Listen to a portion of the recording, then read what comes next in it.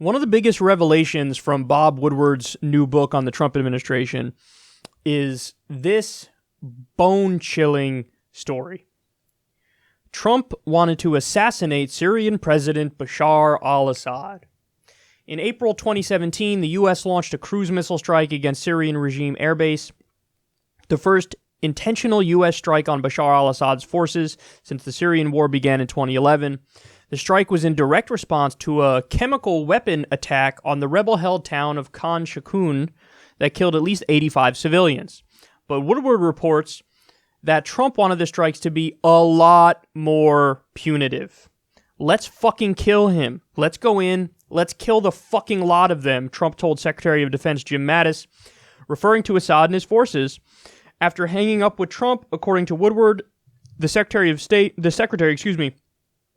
told one of his senior staffers, "We're not going to do any of that. We're going to be much more measured." Mattis's more restrained response is what Trump ultimately authorized, but it's completely possible that without Mattis's intervention, the U.S. would have launched a larger-scale strike to try to kill Assad. That would certainly have angered Assad's main backer, Russia, and may have led to a broader Washington-Moscow confrontation. So Trump is apparently fine with assassinating foreign leaders, at least in theory. That's quite an insight into how Trump wants to use his military. This, to me, is a giant scandal. Now, everybody loves talking about Trump, Russia, Trump, Russia, Trump, Russia. I found your Trump, Russia scandal right here. So Trump, they've been bombing Syria repeatedly, Syrian-aligned forces, and now we are permanently occupying Syria. Our forces are there permanently. Now, what they're saying here is Trump tried to do official regime change. He wanted to kill Bashar Assad. Well, then you have a power vacuum. Who fills that power vacuum? Well, whoever the strongest rebel forces are. Who are the strongest rebel forces? Jihadists. Now, that's not my opinion. That's a fact. That doesn't mean you have to like Bashar Assad. You could say he's a war criminal and all these things about him. I don't care. Whatever your opinion is on him, your opinion is on him. It is what it is. But that's the reality on the ground.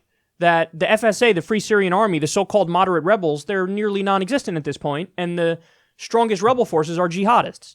So Trump was saying, let's kill Assad, and then, as they pointed out, Russia's an ally of Syria. They're backing that regime. So the U.S. would be knocking off a top ally of Russia, which would make the U.S. and Russia escalate even further.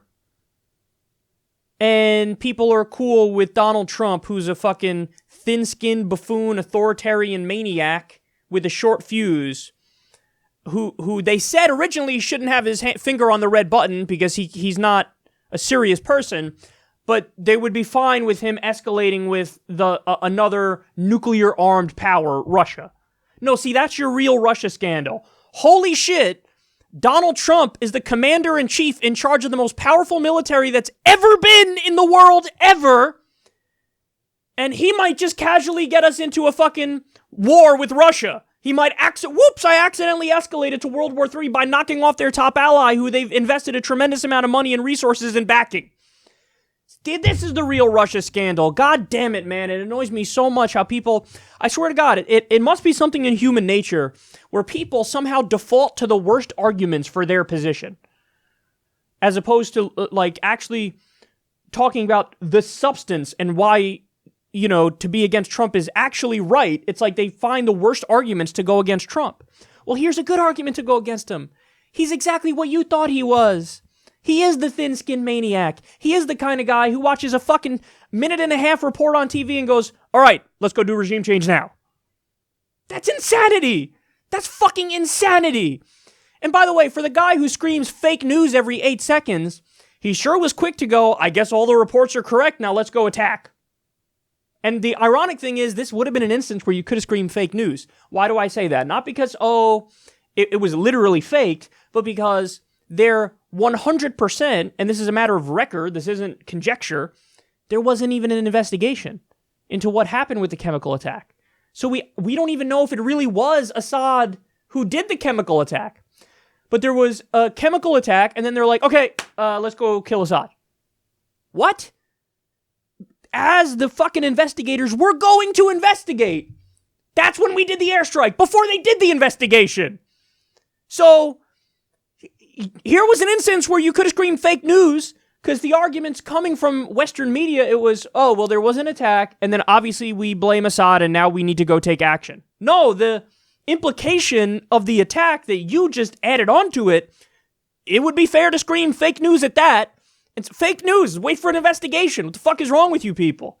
You're going to do an offensive strike against a country that didn't attack us because you're guessing that they were the ones who were maybe responsible for what happened. Fuck off. Fake news all day long. He didn't scream fake news. So, and by the way, that proves that when he does scream fake news, that's just for self-preservation. So any story that paints him in a negative light, he'll just scream fake news at that. It's not like he's actually objectively assessing the news and going, oh, I don't think this one is factually accurate. No, he's a jackass. And it's all about me. So he only screams fake news to protect his ass, and it has no bearing on whether or not the news is real or not. Well, here's an instance where he should have screamed fake news, and he didn't. And he's like, okay, let's go do regime change. What happened? You were the guy who said half the time on the campaign trail, I don't believe in regime change. Hillary was terrible with regime. I can't believe we did the war in Iraq. That was so stupid. Wasted all this, wasted our lives, wasted money, wasted time. Afghanistan, why are we still there? What the fuck does Kandahar have anything to do with inner city Detroit? We should rebuild our own stuff here. Half the time, that's the shit he said. Well, look at what happens when he sees a few news reports about Syria. Obviously, I am the human rights defender. I, Donald Trump, am the world's human rights defender. Are you fucking kidding me? This is the same jackass who signed a pro-torture executive order the night he gave his State of the Union address. A guy who's pro-torture is going to pretend like, I'm a human rights leader. Yes. A guy who calls drone strikes that massacre innocent civilians, and by the way, he's breaking records now because he's doing so many more drone strikes even than Obama, and Obama was not slow with that. But that's the guy who's, I'm the human rights defender, and I must go take up Assad. Jesus Christ. Now, listen. The way it's supposed to work is Congress has to declare war. So in other words, the president's not supposed to be able to willy-nilly be like, okay, let's go do regime change and knock out whoever we want. That's not the way it's supposed to work. It's supposed to be Congress has to give you a declaration of war. But we've now totally gone away from, and it's hilarious because these are the same guys who say, oh, we abide by the Constitution literally. We are originalists. Whatever the original words are, that's how we interpret it. Well, then why are you not saying, oh, pull our troops out of the fucking 8 countries we're currently bombing? We get our troops out of Africa, bring our 900 military bases home. Do we have a declaration of war for each one of those countries? No. I have to say, even though this is Mattis undermining Donald Trump, this is an instance where I can't help but support it because the president shouldn't have those powers in the first place to just willy-nilly go take out a sovereign government. You shouldn't be allowed to do that. You aren't allowed to do that in the first place. Now, there's been misinterpretations of the War Powers Act where they say, oh no, you could do, U.S. president can do whatever he wants for a certain amount of time. Well, they never abide by the time limit anyway, and they always go well beyond it. So no, they shouldn't be allowed to do it. You shouldn't be allowed to. The commander-in-chief shouldn't just willy-nilly be able, that's dictator of the world type shit. I just go wherever I want, knock out whoever I want for whatever reason. That's crazy. That's fundamentally against the Enlightenment, against Magna Carta, against our own Constitution, against international law. So I support that Mattis was able to override him. But honestly, I think it goes even deeper than that. I think that, Mattis and Trump shouldn't have this ability. They should be forced to go through Congress to get a declaration of war if they wanted to do something like that, but they didn't. So it's weird because there are instances of Trump's people undermining him where I think the people undermining him were wrong.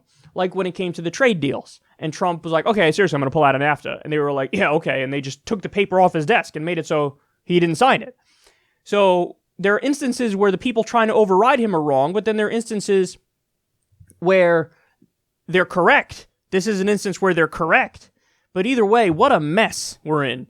And it scares me that Trump is the guy who, he really is unmoored and he doesn't have any first principles, just like the article on this said. And when you don't have any first principles, you're just, you can change your mind like that. And they say that. They're like, yeah, he does. He doesn't, like, he's not a smart guy. He doesn't think through things. He has no principles. So all it takes is one fucking misleading news segment, and he's like, okay, World War III sounds awesome. So that's fucking scary, man. That's scary. And here's a real scandal, and I don't see anybody talking about this. I've seen articles that point this out, but I see nobody in mainstream media. I mean, you would think for how much they talk about, like, Stormy Daniels, it's like fucking week-long coverage. You would think this should generate week-long coverage.